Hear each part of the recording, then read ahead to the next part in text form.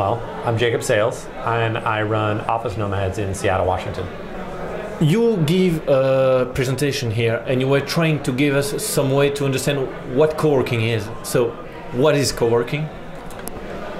Yeah, that was really interesting because right before I got up there, Jean-Yves kind of opened up to the floor, and somebody specifically asked, "What is coworking?" And I was specifically trying to acknowledge that there is no central definition of coworking, and that it's actually a very subjective, personal answer, and that each space actually has their own answers, and that helps give each space its own personal identity. And so, which is, I think, the most exciting thing about coworking, versus if we actually came up with a definition and had all the spaces, conform, and then you would lose your individuality, which is actually what really drives the movement. But is there some common ground to say that is coworking and that is not coworking? No, actually. I think specifically, and I guess you could try to get pretty literal and say that, like, if there's definitely an aspect that has work in the title, so we're working together. But specifically, I consider the heart of coworking is specifically if you're focusing on the coworkers, like that's the heart of the word coworker. And if you're focusing on the people and you're putting your energies there, then that comes through in a lot of the things that you do. In contrast to a space that is just renting desks, furniture, equipment, service, for instance. Why did you build a co-working space? Why? Did you have seen other places like that? You wanted to do like others? Or? Well, originally I was actually really excited about an idea of a coffee shop that was focused on productivity. Some good friends of mine were actually talking about, they ran a wireless Wi-Fi consulting business, and they were talking about, rather than they could get their own business, their own office, they would start a coffee shop and work out at this coffee shop, but it would specifically have features to be more productive. And that got my mind moving in the sense of a coffee shop that was focused on productivity, and then that got me really excited. And I started thinking about that and giving that a little bit of space. And then I started looking around, and I actually discovered coworking and what some folks were doing down at the Hat Factory in Citizen Space. And I was like, oh, well, actually what I want to do is start a coworking space, and that accelerated my whole plan. If someone wants to build a co-working space, what advice would give you to him? What is the biggest advice you can give him?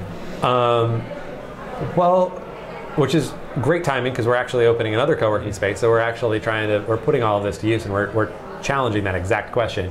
But specifically, all the work that you can do to build the community. A lot of people think of they're going to rent a space and then open it up and gather all these people, and that's a very logical way of kind of looking at it. But all the work you can do once you open the space to try to communicate who you are and what's important to you, you can do before you've signed a lease and start incurring rental costs.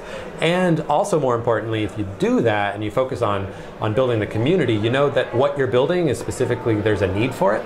Okay, everybody is talking about building communities everywhere. How do I build a community practically? Okay, it's a nice concept, but how? Well, you knock on the door and tell to people, are you alone? Do you want to work in my place? Well, that's good that you kind of talk about that. It's actually, and I'm glad that you caught me, because we specifically try to avoid the word building community, because it's really something that you don't literally build. And I think of it more in the sense of gardening. You don't actually grow broccoli. You create a nice environment for broccoli, and you know that you have the seeds for broccoli, but ultimately it kind of grows itself. And community is very similar to the same. So to form a community, the key that you need is an identity, that people want to rally around an identity. They want to feel like they're part of something. And so you have to figure out if you're cultivating this, you have to figure out what your identity is, and then people will be attracted to that. Yes, practically. How did you do for your co-working space, for example? Well, for the most part, we started having groups. We started meeting at coffee shops. I actually got kicked out of a couple coffee shops by putting a sign on the coffee shop tables to trying to gather people, and they didn't like that very much. But I was specifically trying to gather people and we started a mailing list. Gather people on what subject? On the subject of co-working, or trying to specifically get independent workers. Now, the second time around, we actually have an easier time, because we built a website where I have a better wording for it now, and I can more describe what it is I'm trying to build. And we put that up on our website. We also have a great example with our current space, as well as showing people different spaces around the world. And then we put up a survey to ask people in Seattle where they want it and exactly what they want, and indicate their levels of interest. And as they respond to us, we can kind of connect them with the other people in that area and build a space for them. Okay. And do you have a story to share with us with your coworker? Did they bring some new ideas, some new businesses from your space, or not? They're just working on their own and doing business as usual? Well, first off, I consider the success of our space when people are going to each other's, kids' birthday parties and weddings, and that is a huge measure of success. A fun business example that has come up out of Office Nomads is we had one member who was an SEO consultant, and then we had another guy who did timeshare resort rentals. And the two of them were sitting next to each other, and they started talking, and they realized they had a lot of overlap in what they did, which is not immediately obvious, but they started doing conferences.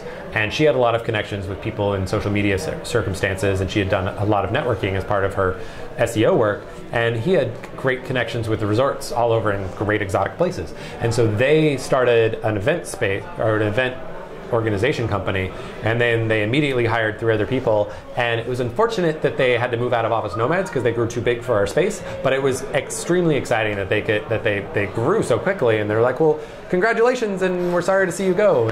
And it was good to see, that they were so successful.